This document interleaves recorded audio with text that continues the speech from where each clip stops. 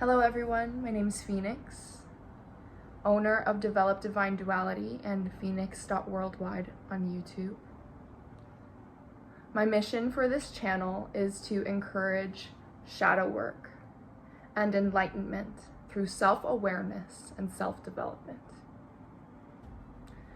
In this episode, I'm going to be talking about some pretty vulnerable experiences in my ayahuasca journey that I did about a year ago.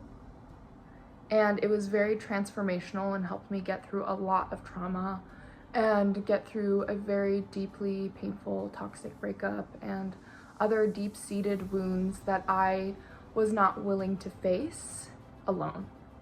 So to increase awareness and self-development, I'm sharing my story. And if you'd like to keep watching, I invite you to be vulnerable in the comments and share your story as well. This episode's gonna be very vulnerable. I go through many emotions. I cry, I weep, I share empowerment, and if you're down for all that, then keep watching. Okay, day 2 ayahuasca, day 13 in Brazil. I don't know if I want to share this. Okay, I'm gonna skip some parts. It's a suspense. Okay.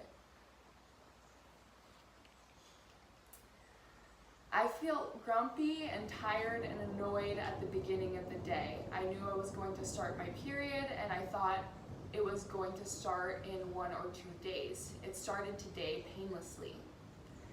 I chant to Kali as I start my ceremony to subliminal message to those around me to burn that does not serve us. I am meant to be naked in the jungle. It feels like an offering to the mosquitoes. Very uncomfortable. My womb swells. I will not hide who I am. I will bleed my truth. My crown chakra is opening. I am nature.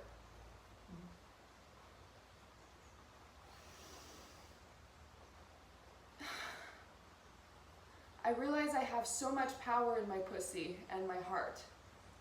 My pussy feels hot.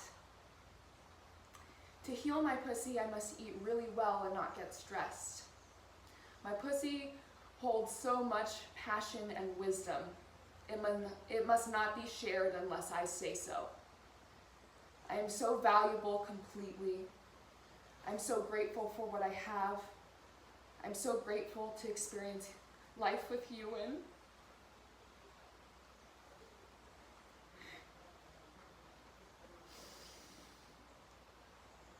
I wield life. My energy is potent. Keep it for myself. All my problems are because of abandonment and sexuality. I would rather be abandoned than be abused. I will be okay if anyone ever abandons me. I have no pressure to be better than I am. I am perfect as I am, and I'm genuinely so beautiful as I am free. I will heal in my own time with no pressure, fun and freedom, and an absence of suffering by lack of attachment, like a stray cat you pet and separate from. She is not homeless. She is home free. Do not keep any being in suffering. It is unfair to life. Be fair to life in any being. Honor death in its entirety, spiritual death especially. Eventually, you have to face your suffering. Ayahuasca, please talk to me. She replied, I am you. There is no external one, just us. Create your art fearlessly. Play flute, sing, dance, lay in the sun, and you will heal. I am on the right path. Animals are protectors. I love men in prayer. So that was what I wrote in my first shot. And then I started reflecting on my first ayahuasca experience and also what I came here for. And I rewrote all the things that I wanted to heal and all the things I wanted to grow. So I'm going to read the things I want to heal, and I'm going to read the things I want to grow. I will heal my throat, my crown, my sacral, my heart, my root chakra, my parent wounds, my ancestral trauma, my trust with men and women, my relationship wounds, my sexual trauma, my hips, my lungs, my inner child, tendency and violent thoughts, my suicidal thoughts, unhealthy habits, and my skin. I never have to stop growing.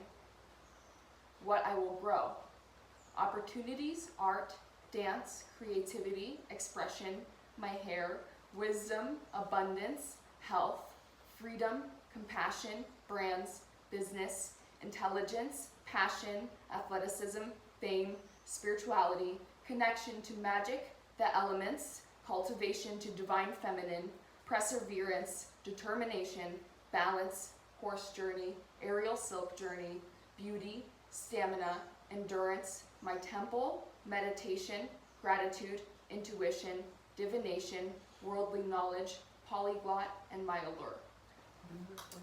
And I realized that all of these things were the things I wanted to heal, and all of these things were the things I wanted to grow, and they were all in one page.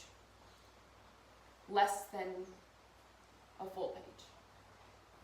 And by reading these and writing these down, I knew that they're done.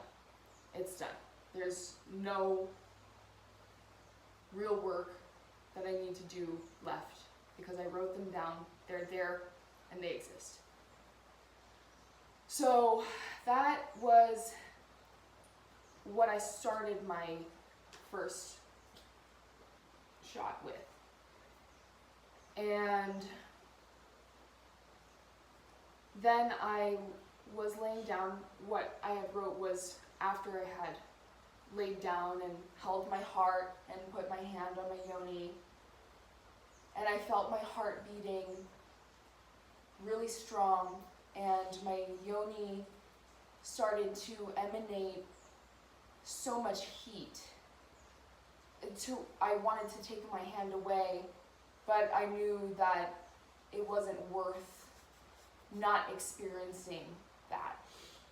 So I kept my hand there, and I wasn't masturbating, I was just holding myself, and I felt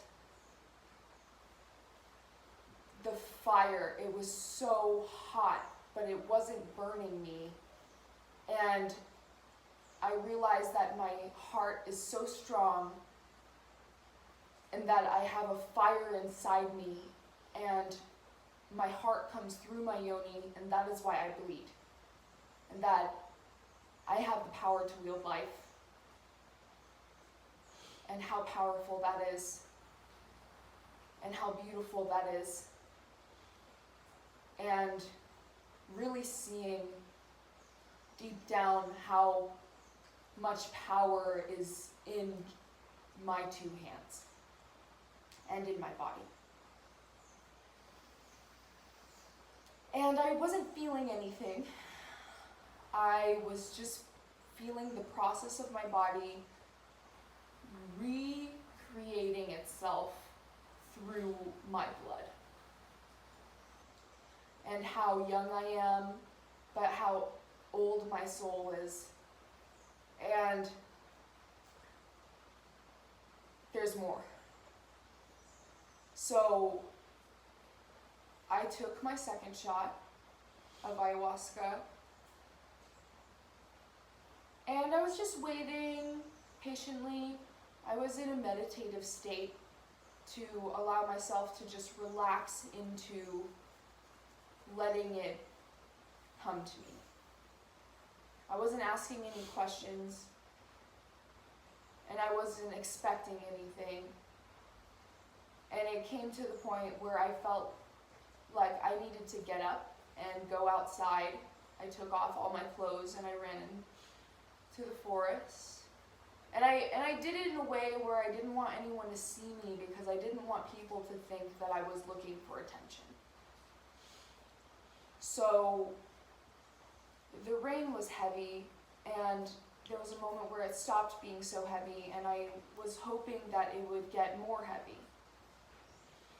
And the moment that I hoped that it got more heavy, it did. and it rained on me, and then it stopped raining as heavy, and I just stood there waiting for more rain. And then I just started getting attacked by so many mosquitoes at the same time in one moment. So I was like, oh God, no! And I ran to the house and I put my clothes on and I knew that it was time for me to rest. So I laid down and I expected myself to fall asleep, and then I started seeing through the veil of reality. And I was looking at the walls, and the walls were green with aura and moving, and they looked like Alex Gray art or some sort of DMT artist, and it was just floating. And I realized that the spiritual world is not the one that is thin. It is the illusion of reality that is thin, and you can access it at any time. It's just through your perception that you can see it, and it's an angle of perception. Because I was laying down on that couch, and I was like, is that everything is moving? There's energy. And then I tried to like shift a little bit, and I was like, wait, no. You're gonna make it go. And so if you blink or you move in a way, you lose the angle of light, like a prism of seeing through the veil of reality. And then it's just started coming, the downloads. And they weren't words, they were knowing of consciousness. And this is where it starts getting difficult to explain in English the beauty of the universal knowledge. But I will try. So it hit me that it's a path. It was a moment where it was like it hit me. And you were here, and I said, Bruno, I reached it. And it's a path of self-development, and it's not one time or one day, it's a lifetime of self-development. And it's like knowledge of that, and it's so vast and beautiful, and I don't know how to put it into words, that it's just so vast and beautiful. And I cried. And I cried because it was just a realization that like someone can tell you, but no one can make you know. And it was an internal dialogue of just downloads from the energy. Not an energy, the energy. And it's non-physical. All of it is non-physical. And then I looked into the window, and it was dark already. And I began to dance and move my body the way I remember dancing for the fire and for myself and for God when I was freshly 18, free, take off my shirt, wild woman, but not in a sexual way, in my most embodied, free, loving self. And I recognized that woman, and I fell in love with her again. And I can't believe that there was ever a moment that I didn't love her. And then I set up my camera to make a video of me dancing, and then immediately the moment was gone. And then it was time for the third shot. and I got it on camera too. It was like, are you ready for your third shot? I'm like, yes! Yes, I am! Everybody took their third shot, and the third shot was not ready for me. So, because immediately by looking at it, I felt like I was going to puke. So I put it down next to my juice, and I let it be, and I was like, okay, when I am ready, I will take it. So I sat, and I reflected on my downloads, and I started to make music with the drum. And I also had another realization that you cannot play a drum wrong. There's no way to play a drum wrong unless you are destroying it. And it gave me memories of when I was finding myself in my tribe in Las Vegas at drum circles, and I would dance. I would have unlimited energy because I was 18. It was just exploding with dance and people drumming, and how when I first picked up a drum, I had no rhythm and I didn't know how to drum, and people would look at me and I would look around like, am I doing this right? But only when I started having confidence in the power of the way I hit my drum was when no one would stop me. And I started having visions of the future of if I ever go back to that tribe and the way I would hit that drum and how no one would stop me. Because now I play the drum with my heart and not my ego. And then while I was playing my drum, Ewan, I just see her in the forest, crawling out of the forest, and I'm like, was she always there? And then she's just like walking in, and she floats in, and she's dancing to my drum, and I'm like, wow, this is exactly what is why people make music.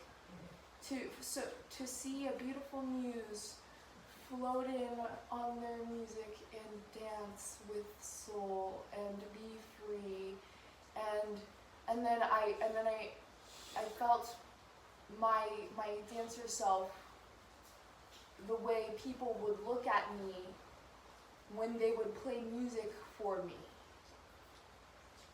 And then I felt distracted, like, oh my god, I'm gonna start messing up the rhythm. So I had to close my eyes because Ewan's beauty was taking me out of my rhythm. So I closed my eyes and I opened my eyes again, and Ewan's on the floor petting the dog.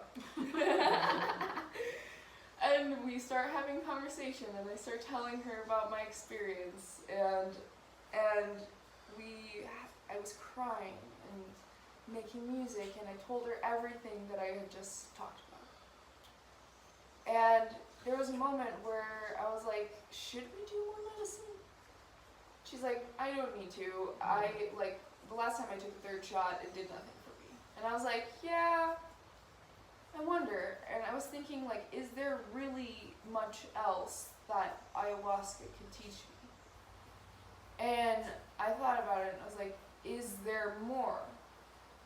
And I was like, there can't be more. Is there more? And I was like, yeah, if you do it, you'll see. There probably is more. And there's more for you only if you're ready. And I have to be ready. So, and then I started hearing the shot of ayahuasca calm. And I was ready. And I was like, I know it's gonna happen. I'm gonna puke. I'm gonna puke, and I know it. And But I didn't expect it. I was like, it's just gonna happen, I know. So I took it, and it's like drinking medicine. It reminds me of when I was a kid, and I would always get sick because my mom didn't breastfeed me, and I would have to drink medicine that I didn't want to drink, but it would make me better. So, and this third one was like overwhelming with what I had gone through in my this experience is just, I don't even know how any of this could have. It makes me speechless. It makes me lose words.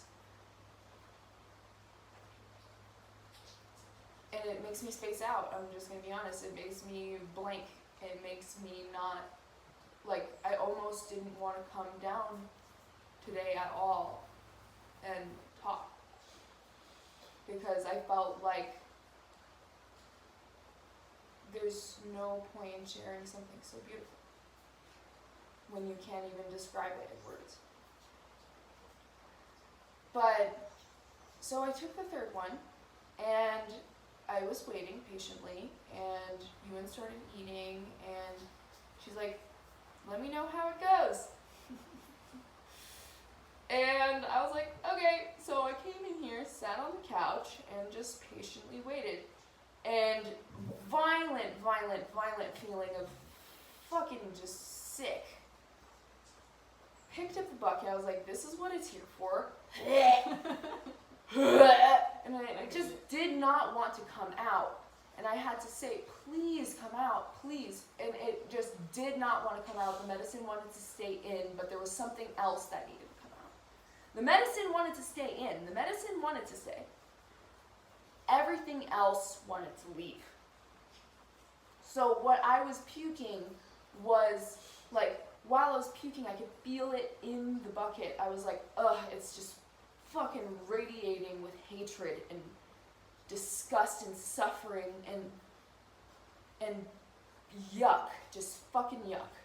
And I could feel it like fumes on my face when I'm coming out, and I'm just, and then I only like purged like 3 good ones, and then I was like, okay, get this fuck out of my face.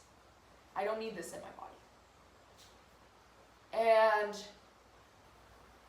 And then it was like silence and calm, meditation.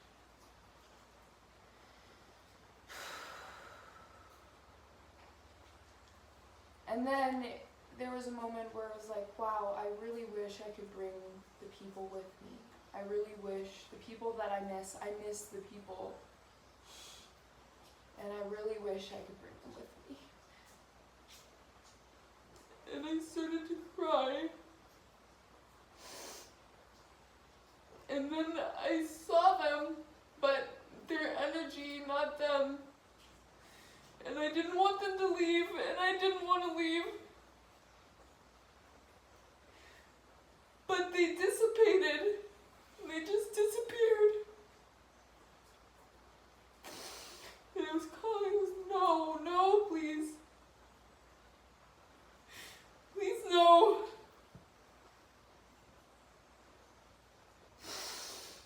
And then rage just, no, not rage. Panic.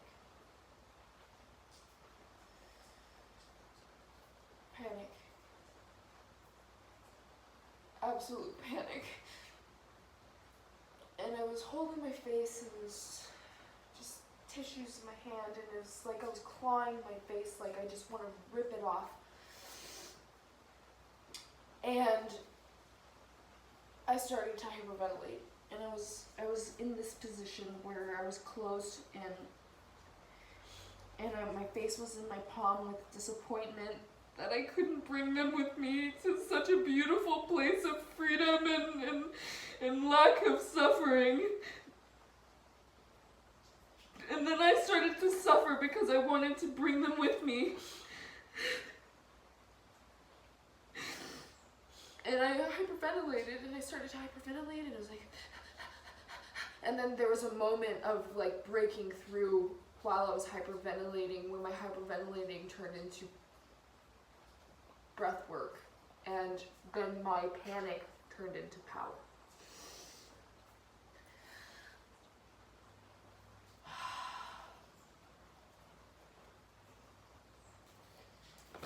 And then I started breathing really fast. And I started feeling like I was transforming. It was so strange, these feelings. And then there was a moment where I felt myself, like I was clawing my face, and then it just like released. And then like my spine stopped curling, and then I was suddenly erect. And I was breathing really fast with power and strength and purpose and intention and release. And my energy it released everything. I couldn't even hold on to them. And I couldn't breathe fast enough. There was a moment where I was trying to breathe really fast as the speed of light, but I couldn't breathe fast enough. And I was reaching godhood through that. And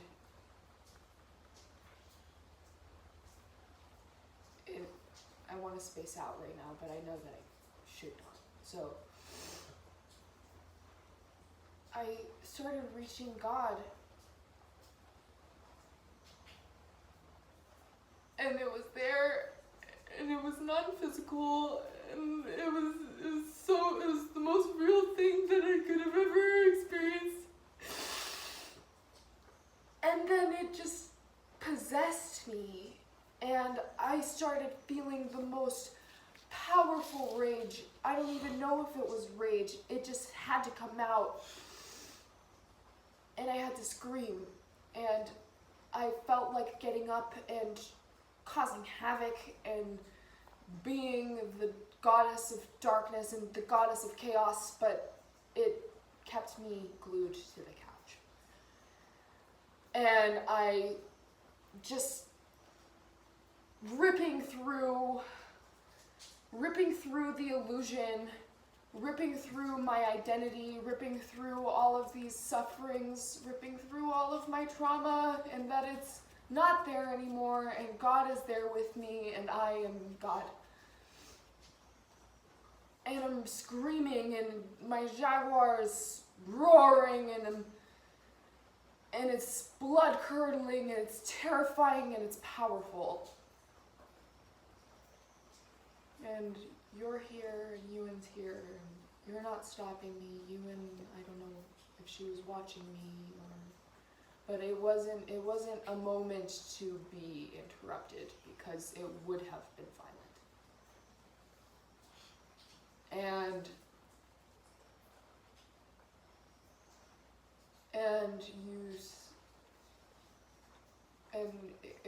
then when it was over, you told me, remember to breathe. And I'm like hunched over like this, like absolute energy, like a channel. It just zapped me like lightning, where it just bursted through my body, and I couldn't keep it in, so it came out through voice.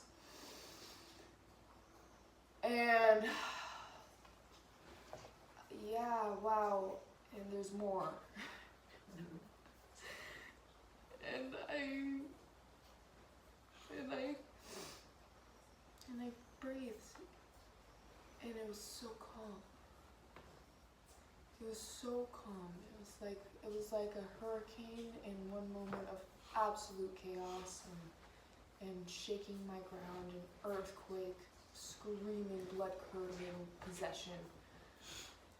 And then it was calm, and everything was quiet, and it was meditative. And I broke my nail, and then I asked you to get, and was like so funny. I'm like, wow, I literally was just sitting in one spot. How do you break a nail when you are being possessed by the Spirit of God? And I looked at my hand and I was like, huh, I didn't need you anyway. So I asked you for scissors or nail clippers, and you went, you got, and I sat and I felt regal in my moment of bliss, of patiently sitting still, because I rarely sit still, and rarely do I ever hear silence in my head. And I just sat there waiting, silently, calmly. My hair was down, and I felt God. You came and I cut my nail, I flicked it into my purge bucket, and I was like, that's over. And then I started channeling again, where like I used to have this symptom when I had anxiety, where I would rock back and forth, and I didn't know why it was like that, and it made me really uncomfortable because I didn't have control over it. But then it started happening again, but it was not anxiety, it was just channeling. It was coming, and I started rocking back and forth, and then I started swaying. It was like a pendulum swinging in my body. And then it was like I was astral traveling, but I was still here. My body was here, but I was not here. And then like an alien. This sounds so unreal, because I even thought it was unreal. And an alien just came to me and was just playing with me. And like started moving my body around, and I was like swaying and swinging and flopping and just absolute like in my flow. Because I was in my flow, it came and was like, and it was just poking me and making me move, and I just uncontrollable laughter, laughing, and I was laughing for a good I don't know how long, and I started having a conversation like, what are you? And it telepathically communicated to me, I am a shapeshifter. And I'm like, wow, is there only one of you? And it didn't answer that. And I was wondering, like, do I talk to you? How do I need to speak English? And it stopped speaking English to me, and it just started telepathically, like,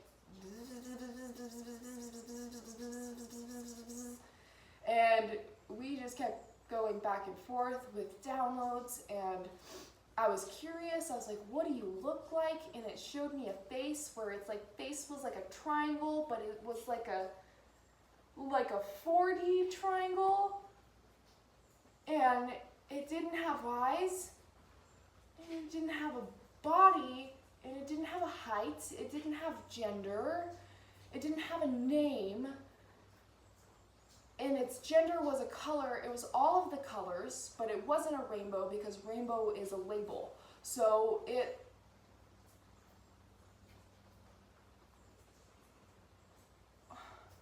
You said it was ginger. Ginger? No, it was not ginger.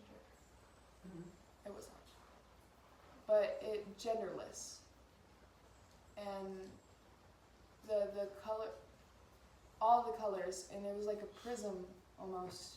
And then it stopped showing me its face. It just showed me a face to give me a face. And it made me laugh. I was like, you're fucking weird. You're weird. You're really weird. Like, and it communicated like it only goes away if you stop interacting with it. So I was like, okay, well, you can come with me, and then you told me, like, let me help you go to another room, and I didn't want to carry anything, so I didn't. And I went to the room and I started to process. I continued my process, and it was just communicating to me through feeling. And and thought. And it didn't really have much to say other than it's a shapeshifter and it's anything. And then, like, it wanted to be in my body. So, like, I felt it go in through my throat and go into my stomach and then, like, find its way into my womb. And then embody my womb, like become my womb, because it's a shapeshifter. And then, and then there was a moment where I felt like I was being impregnated, but not in like a physical sense of like having sex and having an orgasm. It felt like I was having an orgasm, but a spiritual one. And then it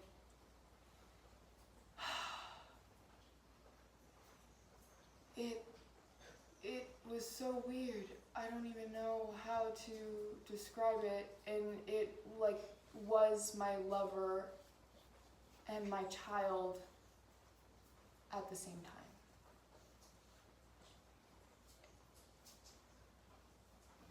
And it was like everything I needed it to be.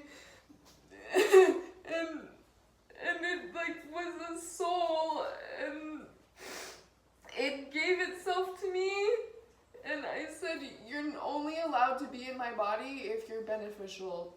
But it was so neutral that there was like nothing that it was nothing and everything. And then like it showed me where it was from, and suddenly I was not in my body and I was just breathing like, and I was in the middle of space with nothing around. It was just space and stars and just the universe. It was the universe. And like it showed me where souls come from by showing me just where the universe, just like it has no beginning or end, and there's no boundaries. It's just open space.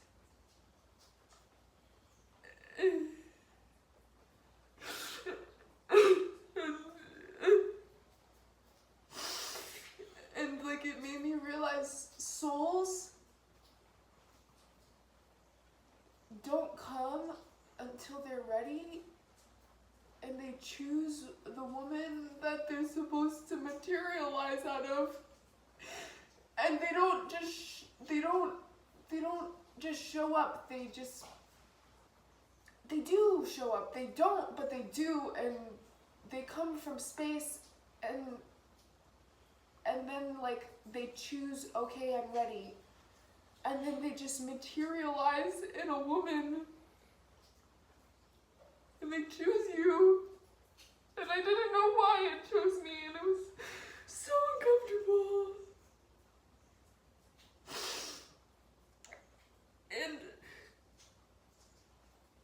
And I felt so uncomfortable.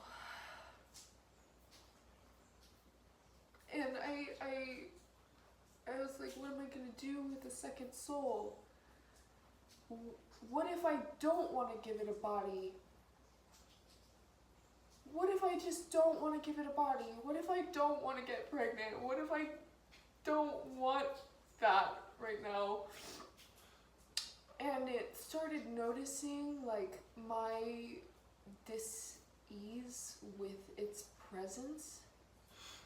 And it was like two cells but souls, and then the decision came to like, okay, what if I share my body?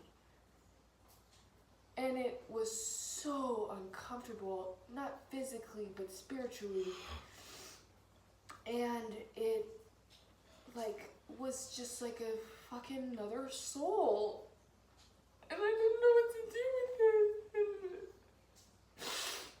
And it was like, I can feel that you're uncomfortable with me, so I'll just become you.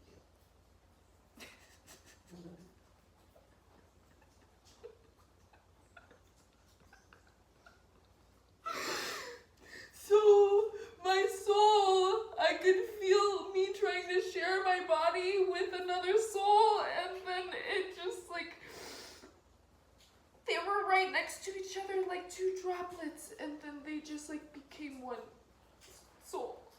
And it like was like a internal download of a terabyte of storage for more data.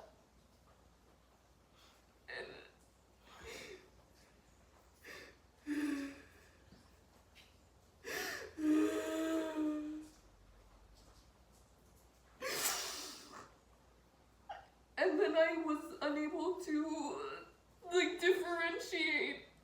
There was no line between me and this new soul.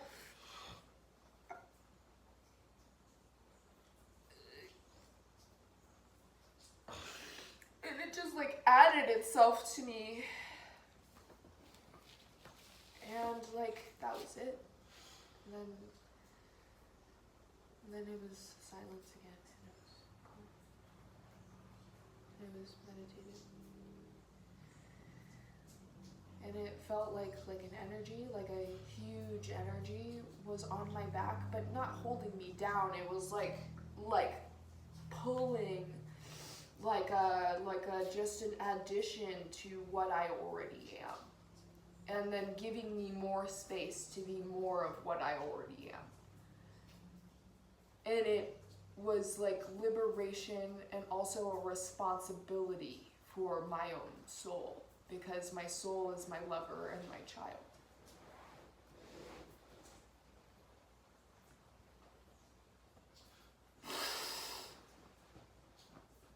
And then that was it.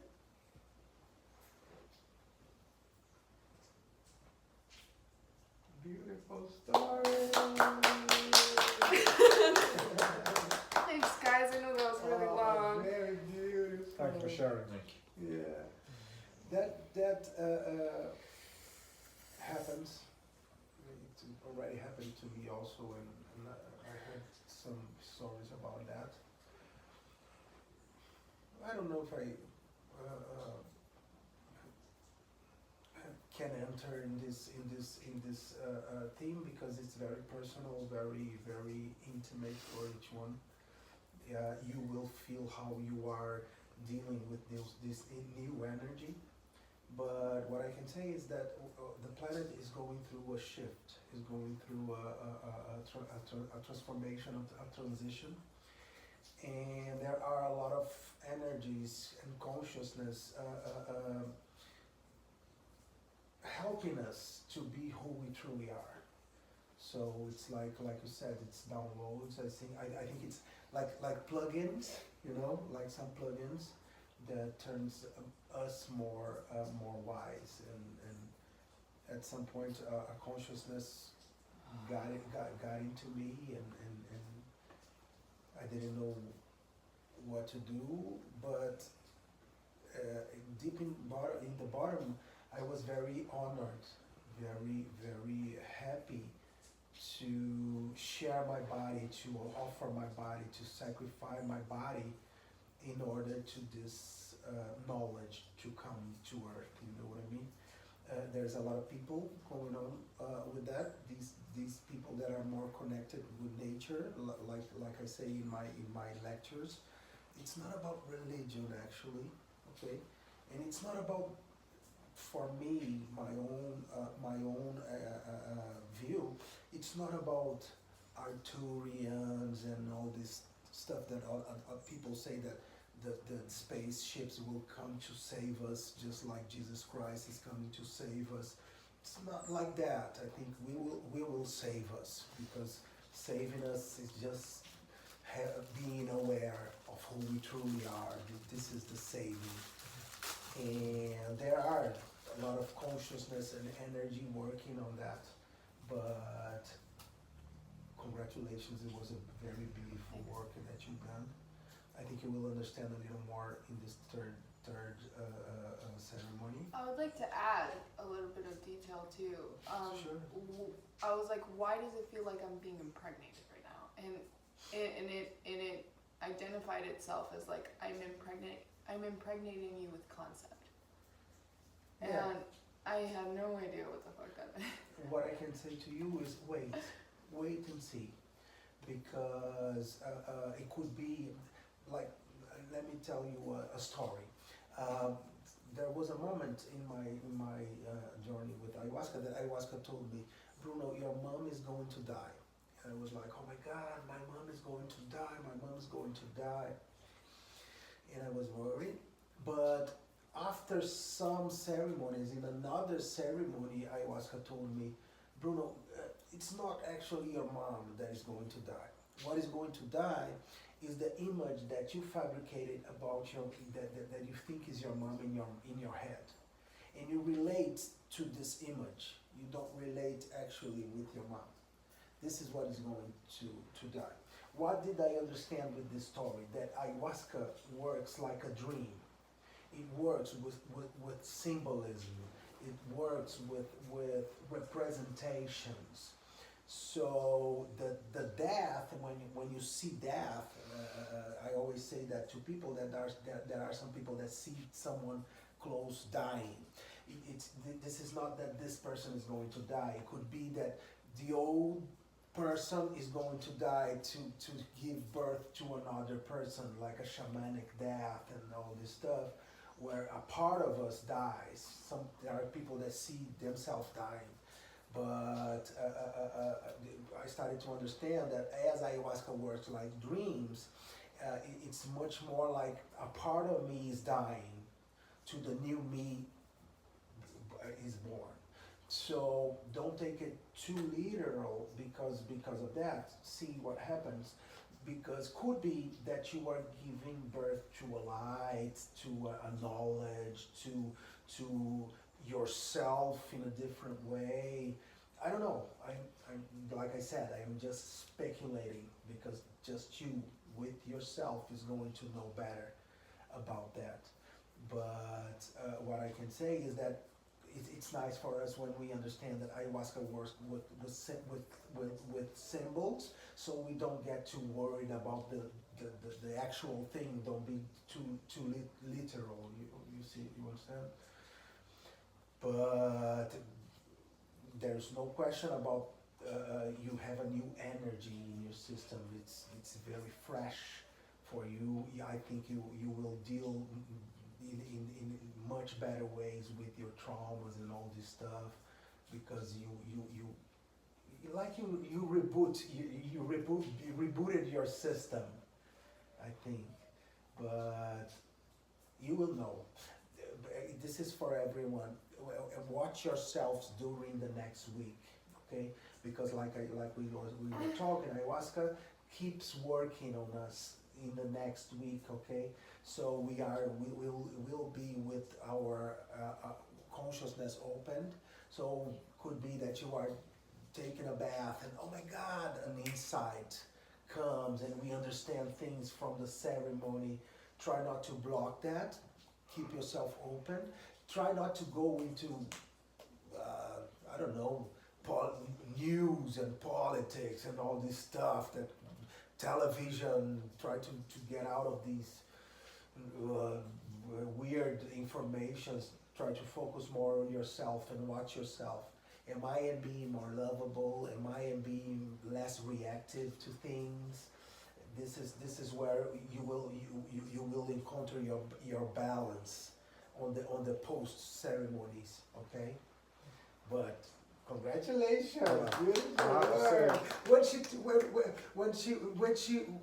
When I saw the third cup and she didn't drink, and I said, oh my God, when she drinks, she's gonna know what is the force of ayahuasca. Yeah, and it was funny. Like when I was telling you that when you were talking, I could feel the different energy. Exactly. And then I was looking at your face. Her face was changing. The shapeshifter. The And I didn't shapeshifter. even tell him. I didn't tell him. He told me. Oh my God, very, very nice. I very feel nice. like bottomless, like a bottomless ocean with just no bottom. It's just very, very, very vast. No, this when ayahuasca takes us to a little journey on the universe, is something else. It's something else. So I don't know what time it is. That let's start our ceremony. Yeah. This will be a very beautiful one. Yeah. Are we gonna do it here or? If you got through that whole episode, woo! Congratulations, you made it.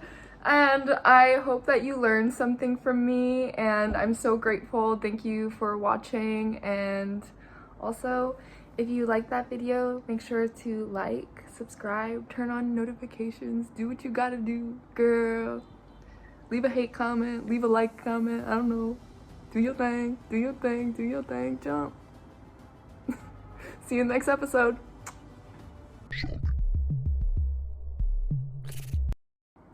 The next episode is going to be about my third experience with ayahuasca and going through a chaotic fit of rage before I meet God and my own internal